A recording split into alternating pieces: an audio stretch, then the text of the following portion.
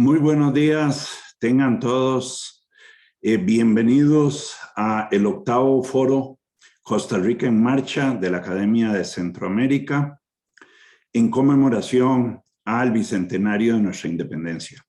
El día de hoy tenemos un tema sumamente interesante para dialogar, el cual es la competencia en el sistema bancario costarricense. Vamos a tener el gusto de escuchar al doctor Miguel Cantillo, quien es autor de un trabajo que ustedes podrán tener acceso posteriormente al haberse inscrito a este evento. Vamos también a contar con la participación como moderadora del evento de doña Silvia Saborío, quien es directora del CONACYF, una economista con amplia experiencia en el sistema bancario. Luego de la presentación de don Miguel, vamos a contar con dos comentaristas, el señor Alan Calderón y el señor Norberto Zúñiga, dos expertos en el sistema financiero costarricense. A todos ellos, muchas gracias por haber aceptado participar en esta actividad. Y sin más, le cedo la palabra a Silvia para que ella inicie la moderación del evento. Bienvenida, Silvia. Muy buenos días a todos. Gracias, Ricardo. En primer lugar, quisiera de mi parte agradecer a la Academia de Centroamérica por la invitación a moderar este foro con un elenco estelar. Vamos a tener como presentador a don Miguel Cantillo, que es uno de los coautores del estudio, que es graduado en Economía y Finanzas del MIT y luego tiene un doctorado de la Universidad de Stanford. Es actualmente director de la Junta Directiva del Banco Central de Costa Rica, presidente de MC Logística, profesor en la Universidad de Costa Rica y exmiembro de la Comisión para Promover la Competencia. Tenemos también a don Norberto Zúñiga, bachiller en Economía con énfasis en Finanzas de la Universidad de Costa Rica y luego maestría y doctorado en Macroeconomía y Finanzas de la Ohio State University. Y contamos también con don Alan Calderón, bachiller y máster en Banca y Mercado de Capitales de la Universidad de Costa Rica y con una maestría de la Universidad Complutense de Madrid, y quien cuenta con 18 años de experiencia en el sector bancario y es actualmente subgerente general del Banco Nacional. La estructura del foro es la siguiente.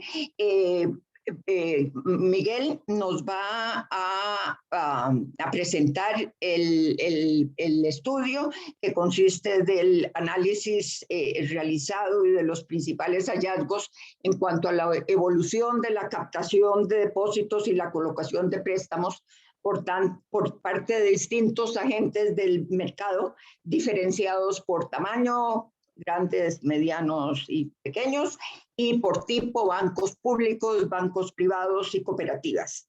Y el estudio se ubica en ese breve intervalo de relativa normalidad entre la crisis financiera del 2008 y la crisis sanitaria del 2020. Seguidamente, Norberto y Alan nos van a compartir sus comentarios por alrededor de 10-15 minutos cada uno y finalmente tendremos un espacio para intercambio entre los panelistas y para atender preguntas y comentarios de la audiencia. Antes de pasarle la palabra a Miguel, quisiera hacer unas pocas reflexiones. En primer lugar, que este tipo de análisis es muy útil no solo para comprender mejor la evolución reciente del sistema bancario, sino para anticipar mejor su futuro desempeño. Claro que sabemos que ese futuro va a ser muy distinto del pasado reciente y desde ya se me ocurren varios temas a investigar, por ejemplo, el efecto de la pandemia y el COVID largo, el impacto de la ley de usura, el impacto de la creación del Fondo de Garantía de Depósitos y lo más disruptivo de todo, probablemente las fintechs y las finanzas descentralizadas y todo el tema del blockchain. Pero volviendo al estudio que nos convoca hoy, algunos de los hallazgos son muy positivos. Por ejemplo, el hecho de que los bancos públicos hayan logrado disminuir significativamente su desventaja frente a los privados en términos de sus costos administrativos marginales. También es positivo el hecho de que, a pesar de que el nivel de concentración de los depósitos y préstamos sigue siendo alto, este ha venido disminuyendo con el tiempo. Sin embargo, otros de los hallazgos son realmente preocupantes. Por ejemplo, el deterioro generalizado en la calidad de la cartera de préstamos, que es de esperar que empeore aún más a raíz de la pandemia, y el hecho de que la tasa efectiva pasiva de los bancos públicos sea mayor a la de los bancos privados.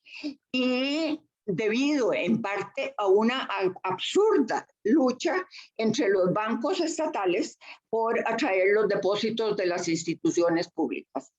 Y ojalá que pase la reforma propuesta por la Contraloría de unificar la liquidez de las entidades públicas en el Banco Central para acabar con esta insensatez. Finalmente, el hecho de que, a pesar del aumento en el número de intermediarios financieros, la competencia en el sistema bancario siga siendo baja, sugiere fallas serias en la transmisión de señales y presiones en el mercado. A diferencia de lo que pasó con la apertura de las telecomunicaciones, en que la cobertura se disparó y los precios se desplomaron, la apertura del mercado financiero de los 80s y 90s no produjo beneficios similares para los consumidores, en parte porque los nuevos agentes más ágiles y eficientes que los grandes bancos públicos se acomodaron a su sombra e hicieron clavos de oro sin transferirle muchos de los beneficios a los consumidores. Desde mi posición en el CONACYT, creo que algo se puede hacer desde la regulación para mejorar esta situación, pero verdaderamente creo que en última instancia lo que va a mover la aguja en el sector financiero va a ser el ingreso de las fintech. Ante esta nueva competencia, o la banca tradicional se pone las pilas o arriesga a desaparecer. Entonces, sin más, le paso la palabra a Miguel para que nos cuente sobre su estudio. Muchas gracias por venir a oír esta charla. Voy a durar un poquito más de media hora presentándoles los resultados del estudio. Entonces, sin más, pues les paso a compartir esto. El tema se llama Estructura y Poder de Mercado, Banca en Costa Rica, del 2008 al 2019. Ya Silvia me ahorró bastante, digamos, con su introducción. Vamos a ver este periodo después de la crisis y antes de la pandemia. Además, en la pandemia han ocurrido en Costa Rica muchas cosas, digamos, ¿no? Leyes sobre las tasas de usura, en las comisiones de adquirencia, etcétera, y pues por supuesto la misma pandemia que ha afectado. Entonces queríamos como terminar en este momento. Nada más para presentarme, pues soy profesor de la Universidad de Costa Rica, también estoy en el Banco Central como directivo y valga la pena aquí decir, le puse el asterisco para acordarme de que las opiniones de este artículo pues no necesariamente reflejan las opiniones del Banco Central. Y José Cascanti y Guillermo Pastrana, ellos son estudiantes, bueno, fueron estudiantes de la Universidad de Costa Rica, ahora están estudiando en estas universidades, en Madrid y en Toulouse, organización industrial. Yo los convencí de que eso es algo que tiene futuro, ¿verdad? Estudiar cómo compiten las empresas. Y entonces, bueno, ellos ayudaron mucho. José Cascante fue el primero que se le ocurrió esta idea y Guillermo y yo pues hemos estado trabajando en esto todo este año pasado. Entonces, la estructura de la charla va a ser la siguiente. Vamos, digamos, voy a hacer una breve, muy breve introducción a los antecedentes sobre el mercado bancario, especialmente en Costa Rica. Quizá, digamos, obviamente hay muchos estudios mundiales, pero bueno, me centraré en Costa Rica. La metodología la explicaré. Veremos cómo ha cambiado la estructura en los mercados bancarios, el mercado bancario en Costa Rica, y que es interesante, pues resulta que tiene, digamos, es más de lo que parece a primera vista. Vamos a usar un índice de Lerner de la banca. Piensen más o menos, si digamos, es como una especie de margen bruto. Entonces vamos a ver ese índice de Lerner, cómo ha evolucionado. Y finalmente, pues vamos a terminar con los determinantes del índice de Lerner. Bueno, aquí esta charla, pues la presenté en la Universidad de Costa Rica hace unas semanas y entonces ellos me dieron retroalimentación. Estoy yo aquí para aprender más que para explicarles y entonces yo creo que cualquier cosa que me digan ustedes también, porque hay una serie de misterios que salen de esta presentación y en lo que ustedes puedan ayudar con su conocimiento, pues yo creo que será, por supuesto, bienvenido. Entonces, bueno, la cosa que vamos a enseñarles, ¿verdad? Es que la estructura del mercado bancario en Costa Rica se ha desconcentrado y también han caído los márgenes de ganancia. Y tal vez brevemente, digamos, de los estudios a nivel mundial, principalmente se han hecho en países desarrollados, típicamente de la OCDE, estos estudios que estudian Estados Unidos, que estudian Europa, pues no han encontrado una relación entre estructura y poder de mercado. Claro, pues son países ya más desarrollados y con regulaciones quizá muy diferentes a las nuestras. Para Costa Rica, pues han habido una serie de estudios empíricos que ha hecho principalmente el Banco de Costa Rica, el Banco Central, sobre la banca y pues lo que han encontrado es que hay relativamente poca competencia. Quizá nada más me gustaría centrarme en el último punto que es interesante también como banquero central, que es que resulta que hay una relación entre la transmisión de la política monetaria y la competencia. A mayor competencia, mayor transmisión de la política monetaria y pues son lo que, digamos, en el programa macroeconómico se habló de eso y también un estudio de Arquero, Loaiza y Mendoza que se sentaron a verlo. Y claro, entonces a uno como Banco Central le interesa que la política, bajar la tasa de política monetaria o subir la tasa de política monetaria tenga un impacto rápido y efectivo y entonces resulta que uno de los ingredientes es que haya buena competencia. Vamos a hacer la metodología de Fernández y compañía, donde ellos usaron el cálculo del índice de Lerner, como les digo, es como una especie de un margen bruto, y vamos a estudiar los determinantes del mismo de una forma mecánica, es decir, bueno, cómo se calculan, cuáles son los costos, cuáles son los precios, ¿verdad?, que cobran los bancos, y por otra parte, determinantes en base a otras características de los bancos. Entonces, vamos a usar datos mensuales de la SUGEF, son datos agregados de 35 instituciones, bancos públicos, privados, cooperativas. En el artículo mencionamos que sacamos a un banco porque teníamos datos como un poco más nuevos de ellos y que generaba errores, digamos, o números extremos, entonces lo sacamos. Cubre el periodo del 2008 al 2019. Por supuesto, excluye, por lo tanto, el periodo de la pandemia. Creo que el periodo de la pandemia es muy interesante en sí para estudiar qué es lo que ha pasado, ¿verdad? Pero creemos que eso más bien para nuestro análisis complicaría el análisis. Vamos a calcular ese índice de Lerner. De nuevo, es como una especie, un precio menos un costo marginal entre un precio, parecido a un margen bruto. Por supuesto, para los bancos pues tienen características diferentes, ¿verdad? Eso se puede calcular para un supermercado, para una refinadora, etcétera, ¿verdad? Pero para bancos, ¿qué son esos números? Sería primero, pues el precio sería la tasa activa implícita. Los costos marginales pues tienen tres componentes para los bancos que son importantes. Primero está el costo marginal de la captación, que vamos a ver que es lo más importante. El costo marginal, el segundo más importante, son las estimaciones por malos créditos. Y finalmente están los costos administrativos marginales, ¿verdad? Entonces ese es el costo, el costo marginal 3 es el que nosotros vamos a calcular usando la metodología, los otros los sacamos usando directamente viendo los estados. Quería pues también explicarles un tema que, de nuevo, como son con datos de la SUGEF agregados de los estados financieros, pues no vamos a estudiar como en detalle, que es muy interesante, pues sabemos que hay bancos por ejemplo, bancos, cooperativas, que se especializan ya sea en créditos de consumo o créditos de vivienda o en dólares y colones, pues está todo eso. Esa obviamente es una limitación que tiene pues el estudio. De nuevo, el Banco Central sí tiene datos más microeconómicos que son interesantes y que ya esos investigadores sacarán en su momento, me imagino. Entonces, la primera cosa, es decir, para ver una idea de qué ha pasado en estos 20 años o 20 y pico de años, del 2008 al 2019, el crédito crece en términos reales a una tasa del 7,3% por año, que significa que se duplica cada 10 años aproximadamente. Sin embargo, lo que sí es importante de entender es que este periodo largo tiene, digamos, algunos periodos del 2008 al 2011 y 2017 al 2019 donde el crédito se ha estancado, ¿verdad? Por distintas razones. Del 2008 al 2011 es, digamos, la secuela de la crisis financiera del 2008.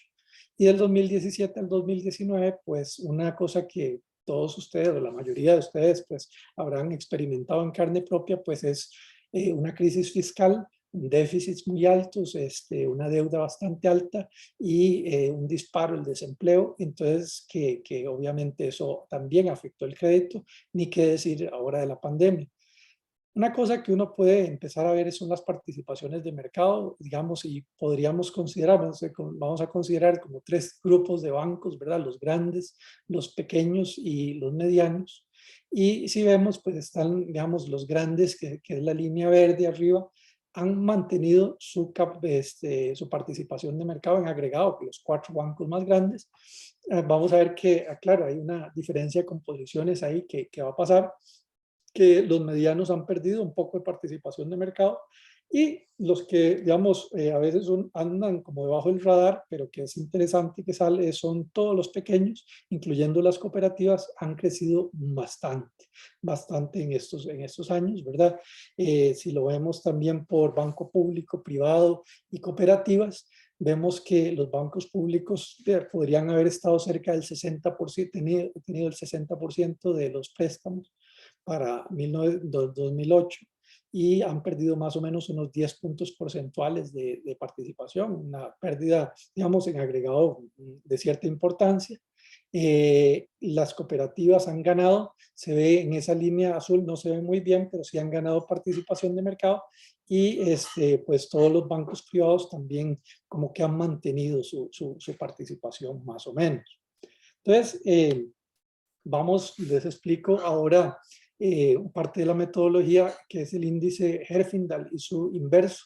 Entonces vamos a usar este índice y se calcula digamos, de la siguiente manera. Vamos a calcular la participación de mercado de cada empresa, esa es el S, eso lo elevamos al cuadrado, lo sumamos y eso nos da el índice de Herfindahl y vamos a usar el inverso. Entonces la pregunta es ¿por qué? ¿Para qué sirve? ¿Verdad?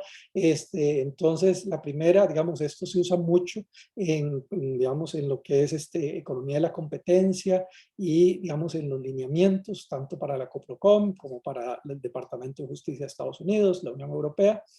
Y entonces, tal vez para darle una interpretación más económica, para mí me parece más intuitiva, del inverso, es como el equivalente de cuántos competidores simétricos hay. Digamos, si todos los competidores tuvieran el mismo tamaño, digamos, ¿cuántos serían, verdad, para el mercado? Entonces, una forma tal vez de verlo. Aquí les explico las guías del Departamento de Justicia de Estados Unidos de qué consideran que es un mercado concentrado o no concentrado. Entonces ellos consideran que un mercado es muy concentrado si el índice Herfindahl es mayor a 2.500. Tal vez, y digamos, visto el punto de vista de nosotros, si hay menos de 4 competidores simétricos. Es decir, si es un mercado donde hay 4 o menos simétricos, entonces es un mercado muy concentrado. Ya vamos a ver cómo se mide esto para Costa Rica, para estos mercados, y considera que el mercado está moderadamente concentrado y el índice está entre 1.500 y 2.500. Puesto desde el punto de vista de competidores, significa si hay entre 4 a 7 competidores simétricos. Y entonces nosotros vamos a calcular el índice Herfindahl o el inverso del índice Herfindahl para préstamos y depósitos. De nuevo, acuérdense de la interpretación esta, que es como si fuera el número simétrico de competidores, digamos, si tuvieran el mismo tamaño. Y entonces se los voy a enseñar y van a salir aquí datos, resultados como interesantes. La línea verde es el índice inverso para préstamos y el índice naranja es el índice inverso para depósitos. Entonces, varias cosas al respecto que llaman la atención. La primera cosa es que estamos ante mercados concentrados. Digamos, vemos que, por ejemplo, el índice de depósitos andaba debajo de 4. Es como si tuvieran 4 o menos competidores simétricos, significa que está bastante concentrado.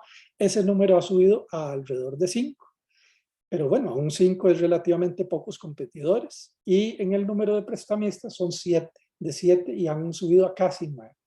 Entonces, lo que les dice es, bueno, sí, en teoría tenemos 35 bancos o 35 instituciones financieras, pero, digamos, dado el tamaño que tienen entre ellas, es como si fueran 7 prestamistas y 4 que toman depósitos. Es una cosa que es un mercado que está concentrado.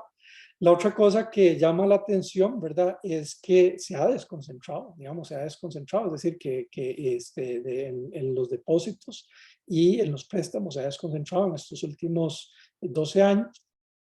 Y finalmente, y a mí que es una cosa que me llamó la atención, es ver, yo pensaba que estos dos números iban a ser muy parecidos, el de préstamos y el de depósitos, y resulta que no es así, que está mucho más concentrado en depósitos que en préstamos. Y entonces, la pregunta es, ¿qué pasa, verdad? ¿Qué es lo que está pasando en este mercado? Yo creo que, bueno, ahora cuando hablen los que conocen más este mercado, pues me parece que hay dos cosas, ¿verdad? Una es que hay bancos que también invierten mucho en títulos de gobierno, tal, entonces eso es una parte de lo que está pasando, pero también hay un elemento importante que es existe en Costa Rica un elemento muy importante, banca de segundo piso. Es decir, que existen bancos que toman muchos depósitos y que agarran esos depósitos y se los prestan a otros bancos o cooperativas para que, digamos, para que presten. Entonces, eso en sí es como interesante que exista ese mercado, digamos, banca de segundo piso que es importante, parece ser muy importante en Costa Rica. Si lo vemos, y aquí están las participaciones de mercados digamos, están, por decirlo así, los bancos más grandes, y después está una línea naranja clara, que es todos los otros bancos pequeños. Entonces, si pueden ver, lo que llama la atención son tres cosas. Una, el Banco Nacional, el Banco de Costa Rica, Scotiabank, pierden participación de mercado en este periodo. El Popular, la Vivienda se mantienen estables. El BAC sube, el BAC es la línea verde, pero el que quiero que vean con más detalle es los pequeños. Los pequeños, que es la línea naranja, estaban más o menos, todos los pequeños juntos eran como el Banco de Costa Rica a principio del periodo, y para el final del periodo pues ya le pasaron al Banco Nacional, tuvieron un crecimiento bastante grande, ¿verdad? Entonces un dato interesante. No, a mí me parece que a veces como que están debajo del radar, pero que han ido creciendo significativamente. Y ahora viene el tema del índice de Lerner. Entonces aquí lo podemos ver para los bancos públicos, para los bancos privados y para las cooperativas. Estos grupos se van a analizar porque tienen, digamos, regulaciones y situaciones como muy específicas. Lo que pueden ver, digamos, aquí el dato, digamos, está el promedio del 2008, el promedio del 2019. Para los bancos públicos ese índice de Lerner baja de 0.5 a 0.25, se cae a la mitad. Los privados pasan de 0.45 a 0.35, tiene una caída ahí importante. Y las cooperativas también tienen una caída de 0.35 a 0.20. Entonces, aquí la pregunta que uno se hace, ¿verdad? Es, bueno, ¿por qué pasó esto? ¿Por qué pasó esto? Y entonces una forma de verlo es simple y sencillamente ver mecánicamente las cosas, ver los precios, ver los costos marginales, qué pasó. Y entonces les voy a hacer el resumen, digamos, aquí son las posibilidades y les pongo en rojo lo que realmente es importante. Entonces, de un punto de vista mecánico, podría decir, bueno, bajan las tasas activas. Y la respuesta es sí, se han bajado un poco, ¿verdad? Eso, digamos, no tanto como uno esperaría. Suben los costos de captación, no, digamos, esos costos de captación se han mantenido más o menos estables. Suben las pérdidas esperadas, sí, muy fuertemente a partir del 2015. Silvia pues lo mencionó, ¿verdad? Que es una de las cosas que llama la atención, ¿verdad? Y preguntarse por qué. Y sinceramente yo no tengo, digamos, tengo hipótesis de que por qué habrá sido eso, pero no sé a ciencia cierta, ¿verdad? ¿Cuál puede ser la causa o las causas más importantes? Y suben otra posibilidad de que haya bajado el índice de Lerner es que suban los costos administrativos. La respuesta es no, digamos, más bien bajan o se mantienen estables. Entonces, si quieren, aquí eso es una cosa interesante, también ver la estructura de costos de los distintos bancos, los bancos públicos, privados y cooperativas. Voy a empezar con las cooperativas, que me parece que es interesante, ¿verdad? Entonces, el área azul son los costos financieros. Para las cooperativas ese es un costo muy importante, los costos financieros, es decir, pagan tasas de interés bastante altas. Tiene que ver un poco también con la sensación que la gente tiene de que las cooperativas pueden ser más riesgosas y bueno, entonces, limitaciones para ellas, para los depositantes. Entonces tienen esa parte. Para ellas después sigue los costos digamos, de estimaciones de malos créditos. Y finalmente los costos administrativos. Quisiera nada más ver, y eso, pero es muy típico para los otros bancos, que a veces uno piensa los costos administrativos como, bueno, importantes, y la respuesta es que realmente no lo son, ¿verdad? Sí le añaden algunos puntos bases al costo, pero es relativamente poco relativo a los otros dos. Los bancos privados, por otra parte, si ustedes ven los costos de financiamiento de ellos, es un poco más bajo, pero sí han tenido, digamos, el tema de las estimaciones por malos créditos ha subido y ha subido significativamente a partir del 2015 y tienen costos administrativos promedio, digamos, no son tan bajos. Vamos a ver que las cooperativas son las que lo tienen más bajo, los bancos privados en el medio y los bancos públicos pues son los que tienen los costos administrativos más altos. Para los bancos públicos pues vemos que esos costos administrativos han bajado en el tiempo. Ahora después se los voy a enseñar. Y están las estimaciones por malos créditos, han subido, pero me parece que han subido menos que para los bancos privados y para las cooperativas. Primero que nada, pues vamos a ver la evolución de las tasas activas. De nuevo, esto se calcula simple y sencillamente como el ingreso por créditos entre la cartera de crédito de cada banco. Obviamente hay un tema de composición de dólares y colones que con los datos de la SUGEF no podemos tener, pero para que ustedes lo tengan en cuenta, en general los bancos privados prestan más en dólares, entonces eso va a afectar ahí, digamos, esa tasa que ellos cobran, ¿verdad? Y ya bueno, ya está en dólares, pero al tipo de cambio, ¿verdad? Entonces eso los afecta un poco. Hay una caída en las tasas de interés temporal después digamos, de la crisis del 2008. Tema de composición, digamos, de gente que pide prestado. La banca privada sube esas tasas a partir del 2018. De nuevo, eso, claro, no tenemos aquí el tema de la pandemia. Lo que sí yo sé es que han bajado significativamente para todos los bancos, cooperativas, más o menos casi 4 puntos porcentuales, ¿verdad? En lo que es el 2020, 2021. Pero, digamos, en ese momento salen eso. De nuevo, que las tasas de los públicos sean más altas que las privadas tiene que ver con que los públicos se están prestando más en colones que en dólares, ¿verdad? Entonces eso para que lo tengan en cuenta, ¿verdad? Y las tasas en colones, dada la inflación que había, digamos, significa que eran altas. Lo que sí también se ve es que las cooperativas son las que cobraban las tasas más altas. También ahí habla de un tema de la composición del crédito de ellos, que son típicamente más de consumo y que son, por lo tanto, más riesgosos. Aquí vemos los costos de captación. Puse en la línea morada es la tasa de política monetaria. La puse a partir del 2011.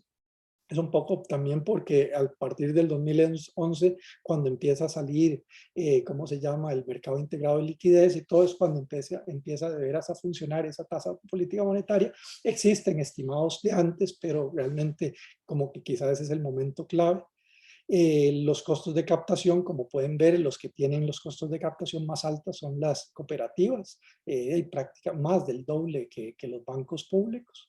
Los bancos públicos tienen costos de captación, digamos, intermedios, curiosamente más alto que los bancos privados, y es por dos razones, ¿verdad? Una razón es, de nuevo, aquí viene el tema de la composición de colones y dólares. Los bancos públicos están captando más en colones, pagan una tasa un poco más alta. Y como decía Silvia, un fenómeno bien curioso que sucede, ¿verdad? Es que precisamente porque existe este monopolio de los bancos públicos de captar de empresas públicas, resulta que las empresas públicas juegan muy duro con los bancos públicos y le dicen, bueno, ahí si el Banco Nacional no me presta tal tasa, me paso toda la plata al Banco de Costa Rica. Entonces eso es como una especie de competencia bien interesante, pero que quizá tal vez puedan explicar mejor los que sepan de esto, ¿verdad? Más de esto. Y después que la correlación con la tasa de política monetaria es, en el caso de públicos y privados y cooperativas, es positiva, pero pequeña, y con los privados no existe realmente una correlación. Entonces como que le dice a uno, bueno, ahí sí, esa tasa de política monetaria, por lo menos hasta ese momento, como que no había sido muy potente, cosa diferente del 2020 y 2021.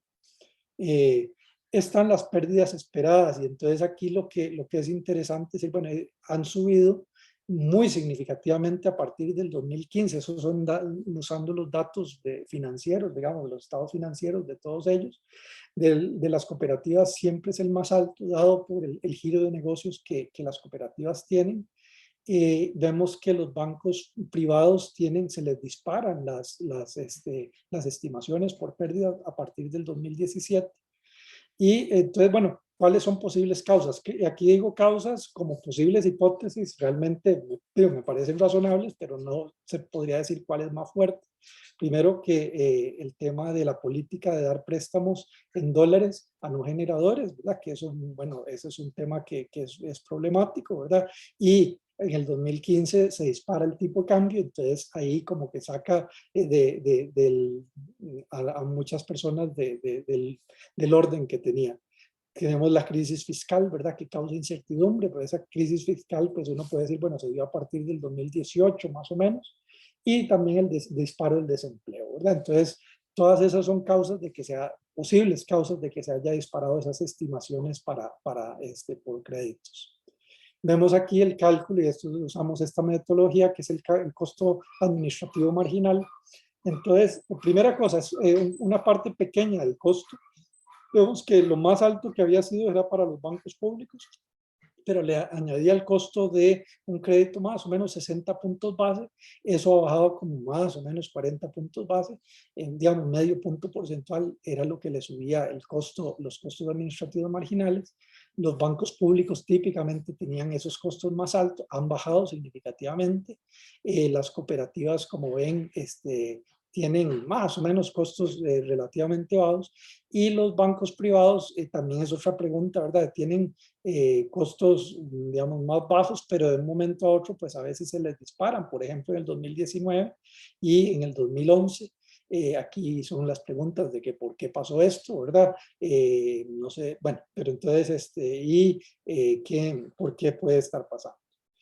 Y entonces finalmente vamos a terminar con el tema de los determinantes de esos márgenes, digamos, márgenes brutos que tienen los bancos. Y entonces vamos a ver 4 tablas, ¿verdad? Esta es para todos los bancos, y les voy a explicar qué son los resultados. Entonces, el primero lo que dice son la estructura de mercado, cómo afecta. Y entonces lo que me está diciendo, si hay un prestamista más, resulta que a los bancos eso le baja el margen de Lerner en 7 puntos porcentuales. ¿Okay? Y si hay más, un tomador de depósitos más, eso le baja el índice de Lerner 3 puntos. Como habían visto con los datos, en Costa Rica del 2008 al 2019 subió como si fuera 1 más o menos. Entonces significa que estos dos efectos ya explican como 10 puntos porcentuales de la caída, digamos, del margen del índice de Lerner, como vimos que era más o menos el número que le salió a los bancos privados. ¿Okay?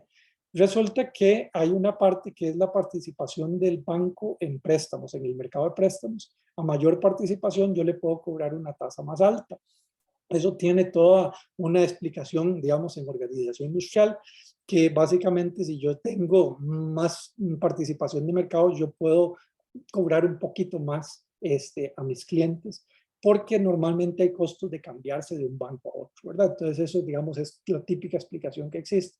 La participación de depósitos resulta que es negativa, es decir, a mayor participación de depósitos, menos ganancias, un efecto pequeño, pero eso un poco explica, digamos, la explicación de esto es de que si yo soy un banco grande que tiene muchos depósitos y no los puede colocar todos en préstamos, quizá entonces me tengo que ir a hacer banco de segundo piso.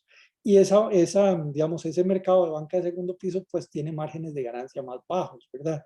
Después está un tema de que si existen economías de escala o no en la banca. Eso es todo un tema interesante. Para Costa Rica, como un todo, resulta que existen deseconomías de escala, ¿verdad? Es decir, que un banco más grande pues tiene menos ganancia. Más o menos es un resultado que se ha encontrado en todo el mundo, para Europa, Estados Unidos, países desarrollados. Entonces, bueno, para Costa Rica está eso. No es un efecto tan grande. Y la otra cosa es préstamos entre activos. Digamos, aquí esto es lo que mide qué tan especializado está un banco en prestar. Digamos, porque si un banco también podría invertir en títulos, ¿verdad? Resulta que entre más especializado está el banco en prestar, puede tener márgenes de ganancias más altos. Hay como una especie de eficiencia por especialización. Y finalmente está el crecimiento del imagen, es decir, y esto es bastante intuitivo, es decir, a mayor crecimiento de la economía, pues los bancos van a tener mayores márgenes de ganancia. Más o menos, si la economía, obviamente eso es un hipotético muy duro, ¿verdad? Que pasara de crecer del 1% al 11%, pues significaría que el margen le sube 3,5 puntos porcentuales. Entonces, bueno, eso, como les digo, es bastante intuitivo. Y finalmente tenemos el tema de los bancos, ¿verdad? Vamos a usar de base aquí a los bancos públicos. Y entonces lo que dice es, igual todas las otras cosas, un banco privado va a tener 21 puntos porcentuales más alto que los bancos públicos, es un número bastante grande, y las cooperativas van a tener 10 puntos porcentuales más altos. Aquí la pregunta es ¿por qué pasa eso? ¿Verdad? Entonces, digamos, existen varias hipótesis, ¿verdad? Una es que eso se llama precio sombrilla, ¿verdad? Es decir, que los bancos los bancos públicos tienen ciertos precios y los otros simple y sencillamente lo igualan y con eso ganan tanto o más que los bancos públicos si son más eficientes en sus costos. Es una posibilidad. La otra posibilidad, y digamos eso lo discutimos en el seminario anterior de la Universidad de Costa Rica, puede ser que los bancos públicos tengan una serie de regulaciones y cargas para fiscales o lo que sea que sean tan costosas que se esté manifestando, digamos, en esa más baja, ¿cómo se llama? Rentabilidad. Para los bancos públicos, pues tenemos igual que sí los afecta digamos, la estructura de mercado, menos que a los bancos en total, lo que es interesante porque lo que dice es como que pareciera ser que los bancos públicos tienen como préstamos como más diferenciados que lo que pueda tener la banca privada, ahora lo vamos a ver. Y finalmente aquí, y eso es un dato bien interesante, ¿verdad? Es que resulta que para los bancos públicos existen más bien economías crecientes de escala. Significa que un banco más grande tiene mejores rendimientos. Obviamente son pocos los bancos públicos, pero lo que, digamos, una hipótesis de esto, ¿verdad? Es que igual, imagínense que está toda la regulación es un costo fijo, y entonces un banco más grande, pues ese costo fijo lo puede diluir más fácilmente, ¿verdad? Que un banco más pequeño. Entonces, y es el único tipo de bancos donde existe economías de escala. Tenemos aquí los bancos privados. Lo que quisiera enseñarle de los bancos privados es que a ellos son los que más les ha afectado el tema de mayor dispersión de concentración. Es decir, que un prestamista más resulta que les baja las ganancias 15 puntos porcentuales, mucho. Ellos también tienen esto, ahí sale el cuadrado, pero tienen deseconomías de escala, es decir, que un banco más grande resulta que tiene costos marginales más altos que un banco más pequeño. De nuevo, eso sí es típico, digamos, de los resultados de banca en el resto del mundo. Y también la especialización les ayuda a ellos. Finalmente tenemos aquí a las cooperativas. Las cooperativas, pues sí les afecta, digamos, el margen de ellas, pues les afecta que sea un mercado más desconcentrado, ya sea de préstamos o de depósitos. Para las cooperativas, que sí es interesante verlo, es que resulta que la participación en depósitos sí les ayuda mucho. Las cooperativas, por decirlo así, el problema que tienen es que necesitan más, digamos, depósitos para hacer chocolate, o cacao para hacer chocolate, ¿verdad? Y para ellos el cacao es básicamente esos depósitos. Entonces, una cooperativa que sí tenga más depósitos, eso le ayuda infinitamente porque significa que no tiene que usar de la banca de segundo piso, digamos, una cosa interesante. También existen deseconomías de escala parecidas a las que existen para la banca como un todo. A ellas también ser más especialista en préstamos le ayuda a su ganancia. Y finalmente también a las cooperativas les ayuda el crecimiento de la economía. Entre más crece la economía, pues van a tener márgenes mejores, ¿verdad? Para concluir, pues lo que documentamos es una importante concentración en la banca costarricense, en préstamos y depósitos. El mercado de depósitos sigue estando muy concentrado. Es interesante ver esto de la banca de segundo piso, que existe, ¿verdad? Porque existe más de lo que, digamos, de lo que pareciera a primera vista. El poder de mercado medido por el índice de Lerner ha caído muy fuertemente.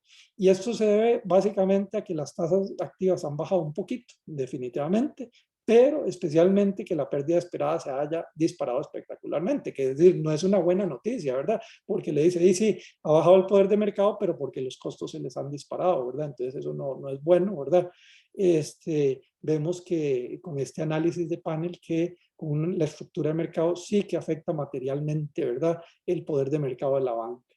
Vimos, y una cosa interesante, ¿verdad? A mí me parece, aparte de todas las cosas, ¿verdad? Que hay deseconomías de escala consistente con lo que se ha encontrado en otros países del mundo, excepto para bancos públicos, que son en ese sentido la excepción. Bueno, muchas gracias y voy a dejar de compartir para darle la palabra al siguiente. Gracias. Muchas gracias, Miguel. Muy interesante.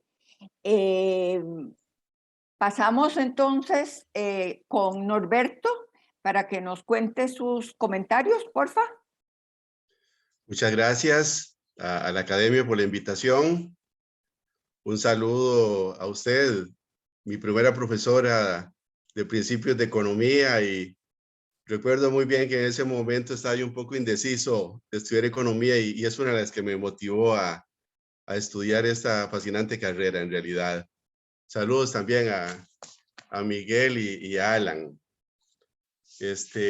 Un estudio, como todos ustedes lo han escuchado, muy interesante, riguroso, donde se brindan explicaciones detalladas, se parte de algunos resultados generales y se van abordando y explicando en mayor detalle. No tengo la menor duda de que ha implicado un esfuerzo muy grande. Para los que en algún momento estuvimos en esto, sabemos lo difícil que es las estimaciones de todos estos modelos y tienen muchas dificultades. Yo quiero dividir mis comentarios en 4 puntos principalmente. Uno que yo llamo, y que ya prácticamente buena parte se ha mencionado, se ha reiterado aquí, interpretación de resultados. Quiero mencionar en un segundo punto algunas reformas adicionales que probablemente deberíamos mínimo analizar y eventualmente adoptar para continuar con este proceso de mejora en la eficiencia de la banca. Un tercer punto sobre algunas inquietudes, dudas, digamos, que tengo básicamente con respecto a las estimaciones y a la elaboración del documento. Y finalmente quiero mencionar algunas reflexiones que pueden ser inclusive reflexiones, que así denomino.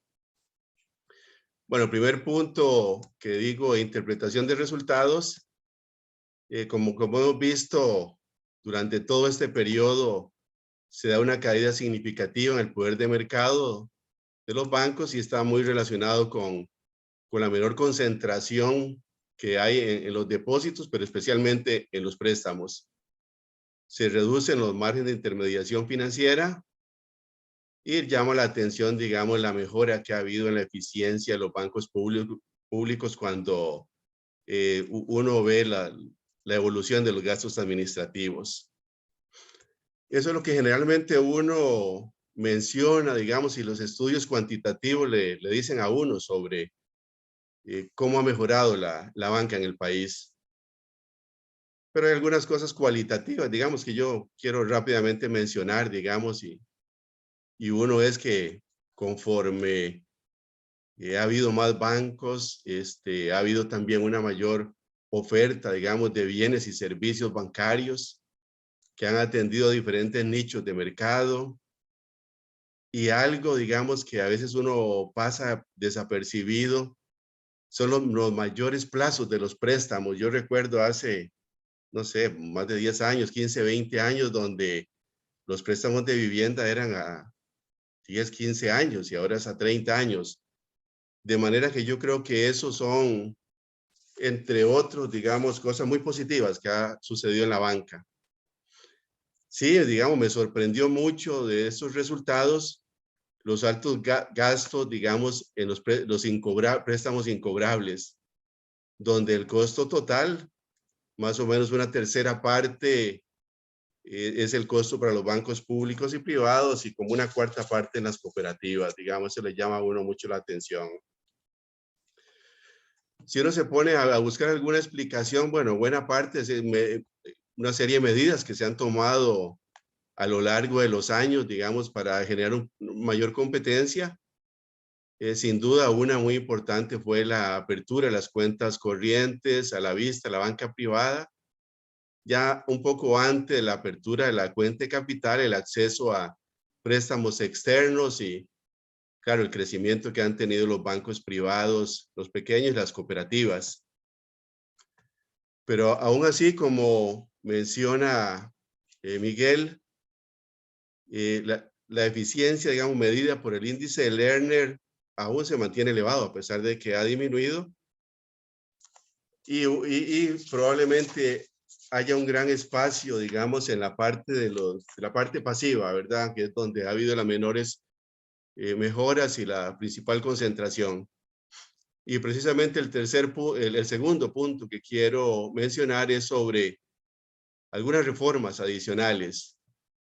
O sea, al ver estos resultados y los beneficios que ha tenido para los diferentes agentes económicos, dice uno, deberíamos de continuar. ¿Y qué es lo que hay que hacer, digamos, para tener una mejora? Y mucho el espacio, como se ha mencionado, está en la parte de los depósitos, la parte pasiva. Pero cuando se mejora la parte pasiva, automáticamente es muy probable que también se esté mejorando la parte activa, sin duda, la parte de préstamos. Hace poco se aprobó digamos, seguro de depósitos, que ayuda un poco, reduce un poco el sesgo que había, digamos, en contra de los bancos privados. Yo creo que no ayuda mucho, en realidad, sigue manteniendo los bancos del Estado el seguro ilimitado, digamos, de todos los depósitos que tienen y, bueno, el monto también es relativamente pequeño, ¿verdad? Digamos que un eventual quiebra pueden tener los ahorrantes. Pero bueno, se ha mencionado en otras oportunidades, digamos, por lo menos analizar, reducir, eliminar el peaje bancario que todavía tienen los bancos privados y que fue un paso muy importante en aquella oportunidad para darles acceso.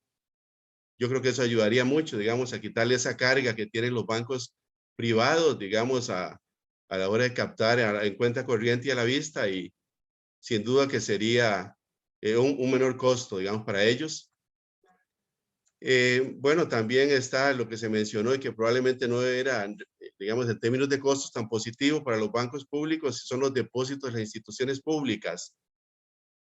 Y ahora que se está mencionando este proyecto, pues pensaba yo que incluso podría, digamos, permitirse a las instituciones públicas en competencia que puedan tener esa apertura y también depositarlo en los bancos privados y habría que ver si no hasta en las cooperativas, digamos, eso me parece que podría ayudar mucho, digamos, a eliminar esas distorsiones.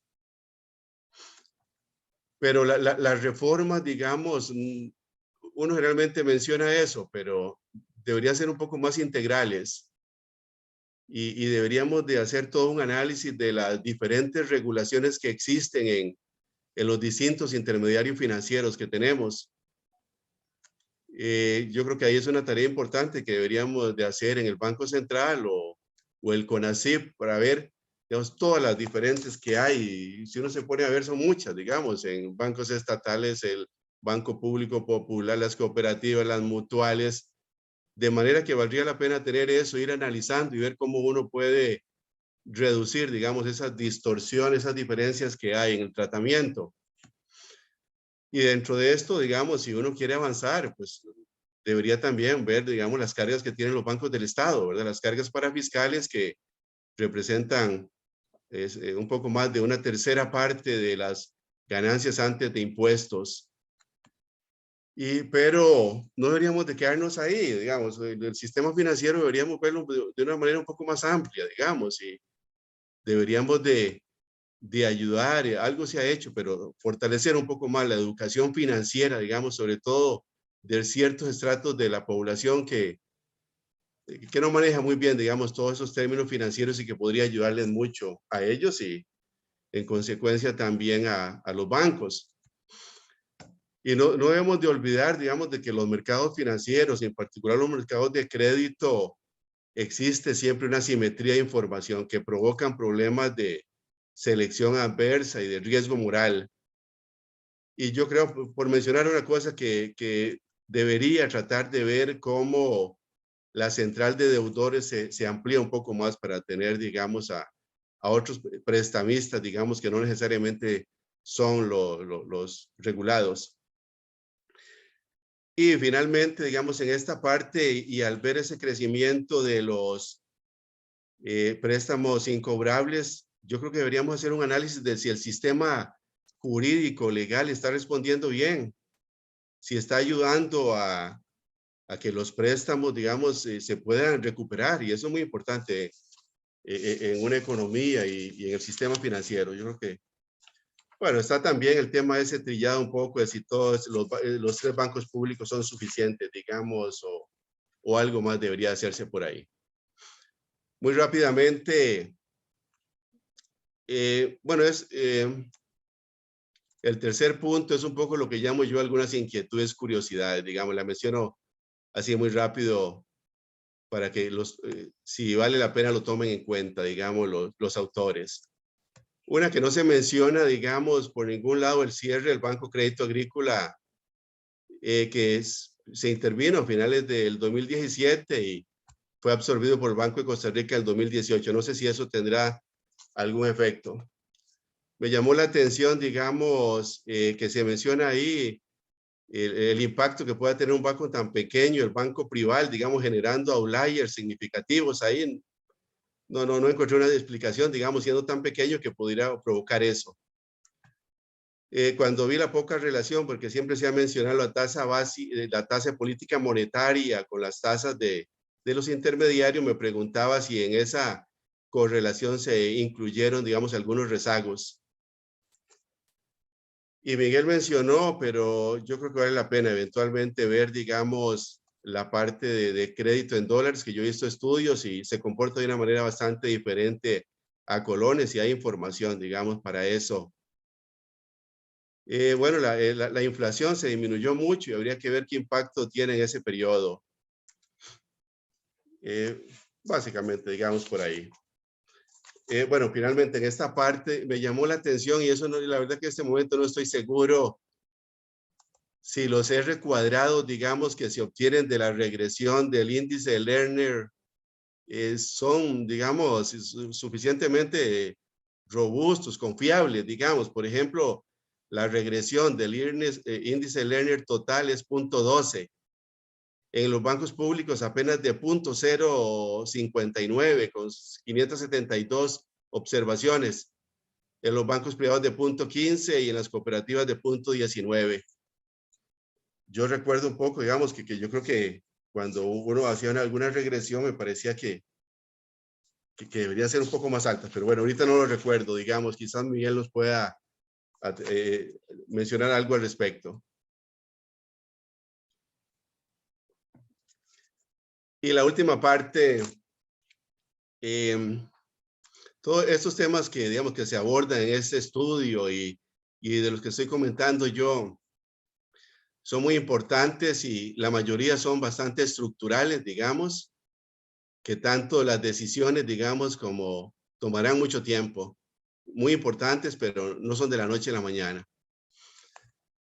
Pero, digamos, hay temas, digamos, de la actual coyuntura que no podemos desligarnos, que a mí en particular me preocupa.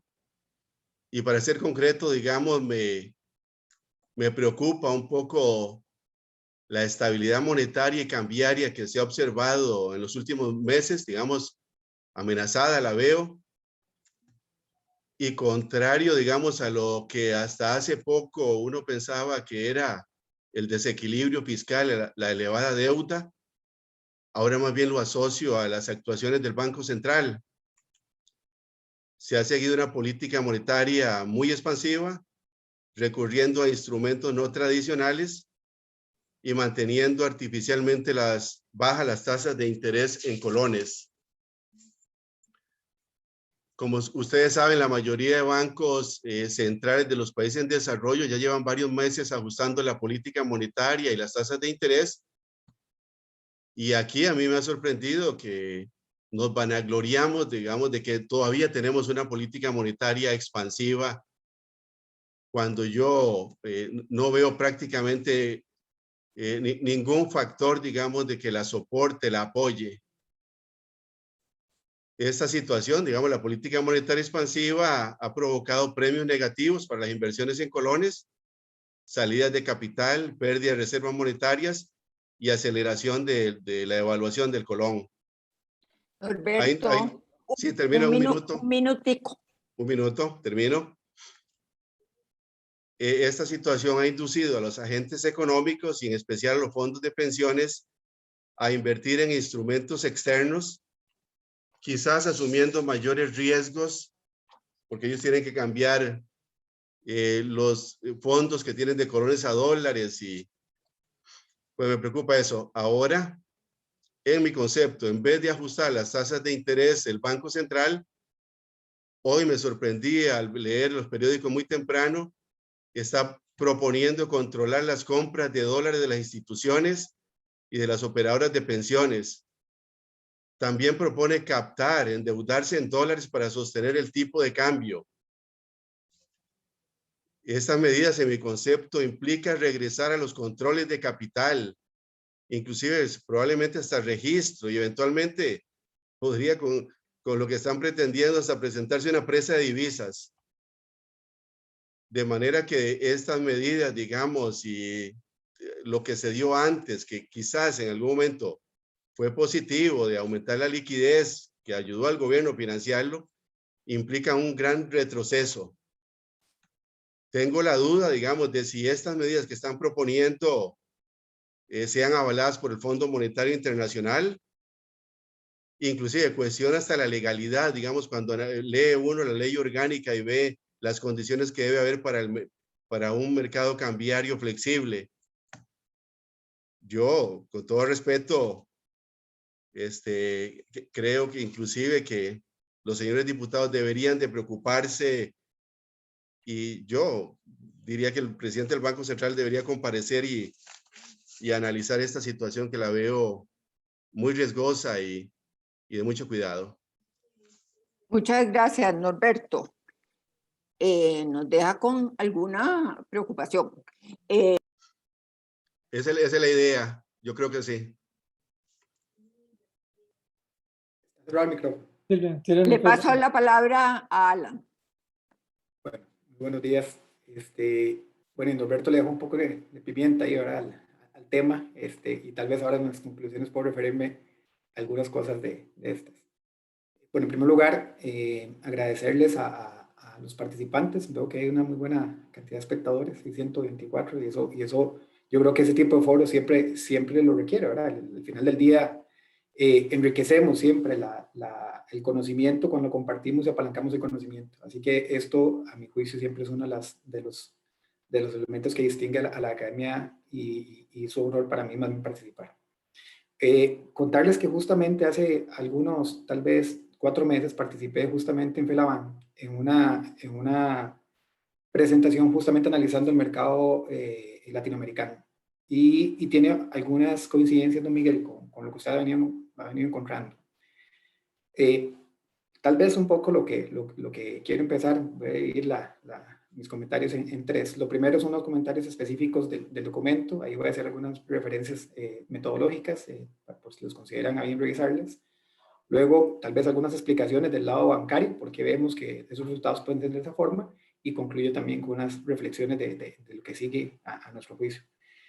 Quiero empezar tal vez un poco justamente con eso que les acabo de mencionar del sector bancario latinoamericano. En primer lugar, la tendencia del crecimiento del crédito y desde los pasivos ha sido muy diferente en los últimos 3 y 4 años. Así que cuando uno toma una visión de una ventana, por ejemplo, 2010, 2008, 2021, por ejemplo, nos vamos a encontrar resultados bastante atípicos. Y es probablemente adicional este periodo después de la pandemia el que vamos a ver una gestión bancaria muchísimo más diferente de la que vayamos a estar viendo en la historia. Y ahora les voy a contar algunos elementos de por qué lo menciono. En primer lugar, quería contarles o señalar uno de los temas claves que hemos coincidido en Costa Rica y por lo cual nos ha diferenciado, es que Costa Rica ha aumentado la inclusión financiera, la profundidad financiera. Ahora estamos bastante por encima del promedio latinoamericano, y eso hace que los mercados crediticios vuelvan más eficiente el sector económico. Y eso es un gran detalle que siempre hay que revisarlo y estar hablando constantemente, más y menos ahora que estamos en periodos electorales, ¿verdad? Siempre hay que sentirse también orgulloso de las cosas que tenemos. Hay muchas cosas por mejorar, por supuesto, pero una es que el sector crediticio en Costa Rica ha venido mejorando su eficiencia y se ve justamente en los hallazgos que está mencionando aquí el estudio de los autores. Un tema también muy importante, y esto no es menor, revisemos cómo es la rentabilidad de toda América Latina.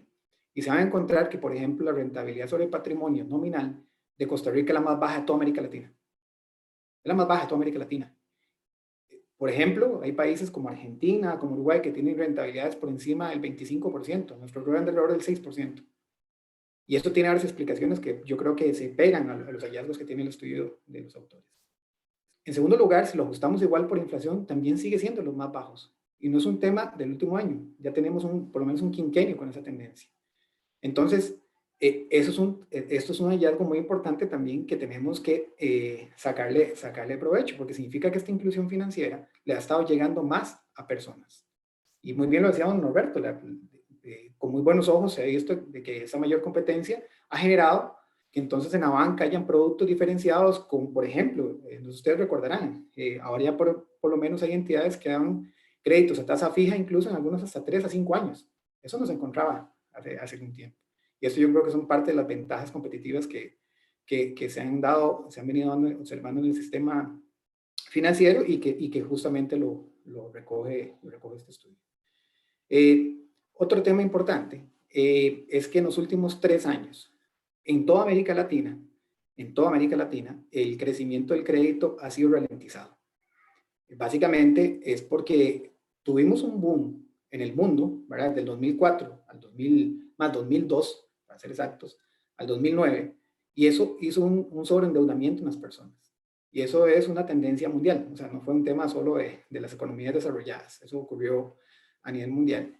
En el caso de Costa Rica, se dio ese sobreendeudamiento, pero adicionalmente en los últimos 3 años y previo a la pandemia se nos pegó el plan fiscal de 2018, la incertidumbre que teníamos en ese momento, el sobreendeudamiento, y eso hizo a su vez que entonces la competencia por colocar recursos fuera bastante más feroz. Y en los últimos 3 años, ustedes pueden ver los datos de quienes han ido ganando participación en el mercado, y básicamente son segmentos de consumo, de intercambio, ¿verdad? Y ahí donde usted dio, don Miguel, el dato, por ejemplo, de crecimiento de los bancos pequeños o algunas, los bancos pequeños que usted mencionaba, o las cooperativas, porque están en un segmento muy específico.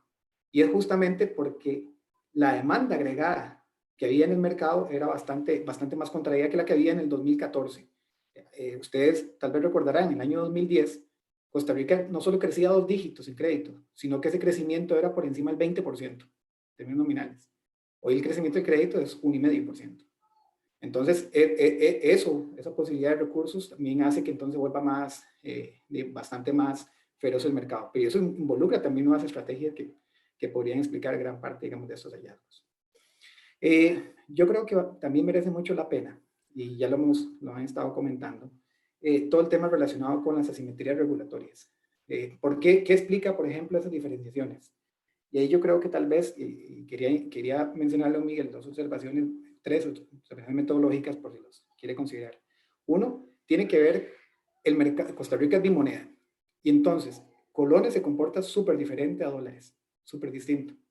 Las estructuras de costos, las estrategias de calce de plazos, los gaps que yo tengo en liquidez, todos son súper diferentes allá, muy distintas. Y si además de eso le agregamos que están las entidades de segundo piso con los bancos públicos y privados compitiendo, también va a encontrar otra diferencia. Entonces yo creo que cuando uno hace el análisis agregado, se puede encontrar, digamos, de una agregación que no necesariamente corresponde. Por ejemplo, yo le puedo contar que el sistema bancario público hicimos emisiones internacionales por más de $2,000 millones, por ejemplo, que eso no lo hizo el sector privado. Y el costo de eso era bastante mayor que, por ejemplo, el que tenía el costo, las entidades privadas que tenían otro tipo de fondeo, por ejemplo. Entonces, ¿por qué se dio eso? Bueno, por diversas razones. Mayor necesidad de colocar recursos en aquel momento dado. En aquel momento dado, Costa Rica no tenía la calificación de riesgo que teníamos ahora. Bueno, por supuesto, hoy sería una masacre cualquiera que vaya a hacer una emisión. Entonces, yo creo que es un tema importante. Eso, a su vez, lleva al tema que usted muy bien está destacando, y creo que alguien también comentó allí, sobre lo relacionado con las pérdidas esperadas. Yo no sé si en el estudio, cuando ustedes consideraron el tema de la pérdida esperada, lo que utilizan en la cuenta de estimación, en la cuenta 139, eso tiene un problema muy importante, que lo que va a hacer es más bien magnificar el efecto, pero sí es un problema importante.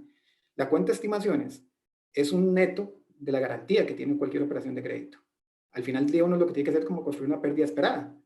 ¿Por qué? Le digo lo siguiente. Una entidad pública tenemos normalmente sobre colaterales, ¿ok? Y entonces eso hace que la estimación de crédito normalmente sea menor por la garantía que tenemos de lo que realmente es el riesgo inherente que tenemos en la cartera. Y entonces una forma de construirlo, y ahí yo le voy a pasar las observaciones ahí con Liliana, me parece que es construir rápidamente una pérdida esperada, es relativamente sencillita, probabilidad de incumplimiento que se construye a partir de la morosidad, un conteo, o el loss given default, que es la pérdida o incumplimiento, se puede hacer un próximo a las garantías, y el EAD, que lo podemos hacer pues tomando el 100% de la cartera. Eso, lo que ustedes van a encontrar es que más bien los niveles de riesgo fueron bastante más altos, ¿ok? Lo que pasa es que fueron friccionados o pegados por el tema de las garantías. Entonces eso es un tema, digamos, para que lo tengan allí. Y lo otro, metodológicamente con eso, yo leí el documento y decía por qué excluían, por ejemplo, temas de costo de liquidez y tal cual.